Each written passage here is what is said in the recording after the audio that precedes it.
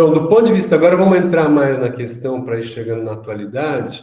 Do ponto de vista da antropotécnica, a modernidade pode ser lida como uma desverticalização da existência e uma desespiritualização da ascese, né? Uma somatização da ascese. Vocês vão ver no caso do esporte, né? Então, uma desverticalização da existência é um bom... Se o sábio antigo, né, o sábio antigo no modelo do Sócrates, do Platão, né, chamava para o alto, o Sloterdijk diz no Esferas 2 que o sábio, o que é o sábio na antiguidade? Né? Ele é uma espécie de agente imobiliário que te propõe uma mudança de domicílio. Né? Ele é um agente imobiliário que fala, ó, vamos sair da casa do empírico enganoso e do devir turvo para a luz do verdadeiro, do eterno. Então, se o sábio da antiguidade é esse agente imobiliário que propõe essa mudança para cima, né, o moderno é aquele que não tem mais esse horizonte de migração radical. Então, o moderno, o que é o moderno? É aquele que vive da melhora branda da vida. Né, e aquele que enterrou a imunização do homos metafísicos, trocando a alma imortal, né, a alma imortal acaba, pelo corpo. Então, nós vamos pedir mais longevidade, vamos pagar seguro-saúde, né, asseguramento em amparos técnico-médicos, né. Então, esse é um modo de caracterização epocal via antropotécnica, né. Um outro modo de caracterizar a diferença entre antiguidade e modernidade, incluindo aí a Idade Média, no polo da antiguidade, é dizer que os antigos valorizavam a melhora de si. Estou falando da diferença dos antigos e os modernos do ponto de vista da antropotécnica, né? Então, os antigos investem nessa melhora de si, e desvalorizam o trabalho, enquanto os modernos valorizam o trabalho e a transformação do mundo, e já não sabem exercitar-se nem produzir essa diferença ética, né? No Foucault, essa tensão de verticalização, vamos dizer que chama diferença ética, produzir uma diferença ética, né? A Hannah Arendt, na Condição Humana, diz numa nota de rodapé que eram poucos os dias de trabalho na Idade Média, né? E aquele labora, do famoso ora et labora dos monges, não tem nada a ver com o trabalho, mesmo no sentido do homem moderno, né? E quanto aos gregos, todo mundo sabe que o trabalho e a manutenção da vida era algo deixado para os escravos, né? Então, se a gente pensar a modernidade nessa chave da epocalização proposta pela antropotécnica, a gente pode chegar no seguinte, aqui começa no que interessa para nós, né? Dá para dizer o seguinte, ó, viver num regime moderno significa que a cesura tecnológica dos últimos 300 anos e hiperacelerada nos últimos 100 anos, ela desmotiva a radicalidade das práticas ascéticas. Então, a modernidade, com as próteses técnicas e tudo isso, desmotiva a radicalidade dos exercícios.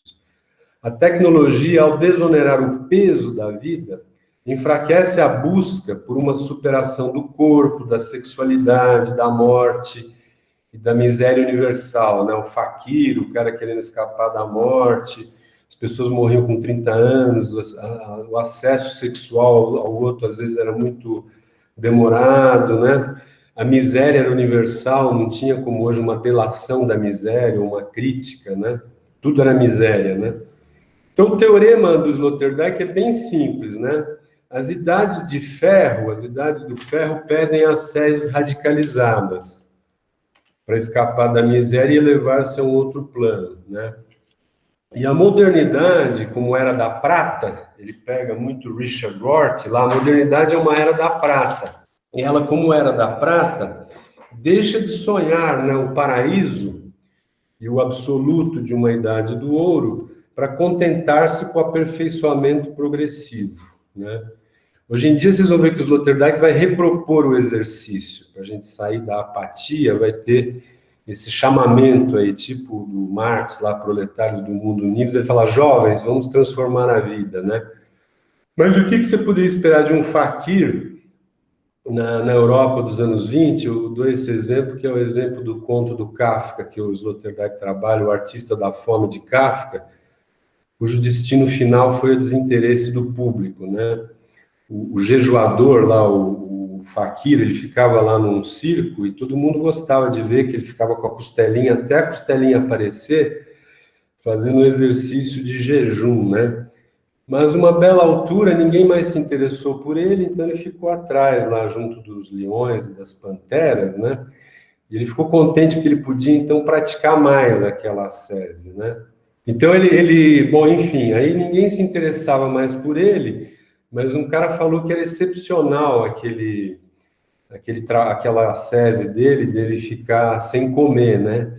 E ele diz para o interlocutor, olha, para mim isso aí não é nada, porque nenhum alimento cai bem na minha boca, né? Então, aquela ascese mais radical da antiguidade, ninguém se interessava e ele fazia aquilo porque, no fundo, ele não gostava de que tudo que ele comia caía mal, né?